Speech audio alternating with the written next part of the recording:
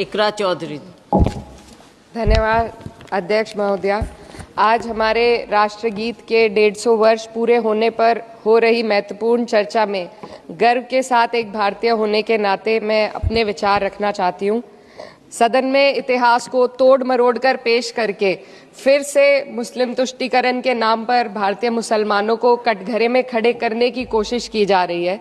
लेकिन मैं सदन में बताना चाहूँगी कि हम भारतीय मुसलमान जिन्ना के आह्वान को ठुकराकर अपने इस प्यारे वतन की मिट्टी के साथ मजबूती से जुड़े रहे। हमने महात्मा गांधी, बाबा साहब डॉक्टर भीमराव अंबेडकर, रविंद्रनाथ टैगोर जी, सुभाष चंद्र बोस जी, मौलाना अबुल कलाम आज़ाद, अशफाक उल्लाह खां साहब के विचारों को अपनाया। हम भारतीय मुसलमान इंडियंस बाय चॉइस हैं, बाय चांस नहीं। वंदे मातरम के किन छंदों को राष्ट्रगीत के तौर पर अपनाया जाए, यह फैसला सर रविंद्रनाथ टैगोर और सुभाष चंद्र बोस जी जैसे नेताओं के परामर्श के बाद हुआ। क्या अब हम उन महान नायकों की समझ पर प्रश्न चिन्ह उठाएंगे? उन्हें देश को बांटने वाला और तुष्टीकरण करने वाला कहने का पाप करेंगे? उन महान हस्तियों ने वंदे मातरम के उन छंदों को अपनाया जिन्होंने देश के हर वर्ग, हर धर्म के मानने वालों को एक सूत्र में पिरोने का काम किया। और मैं एक घटना आप लोगों के सामने रखना चाहती हूँ।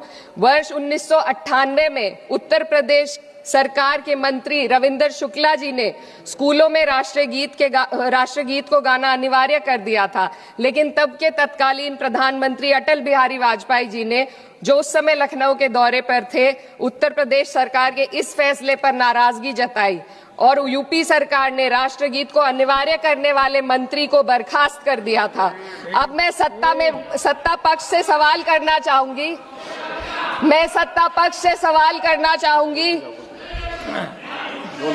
बोलने दीजिए। मैं सत्ता पक्ष से सवाल करना चाहूंगी कि जो विजन आजादी के समय के लोगों का था राष्ट्रगीत को स्वेच्छा पर छोड़ने का, उसी का अनुसरण माननीय अटल बिहारी वाजपेयी जी ने किया, तो क्या वे भी मुस्लिम तुष्टीकरण कर रहे थे?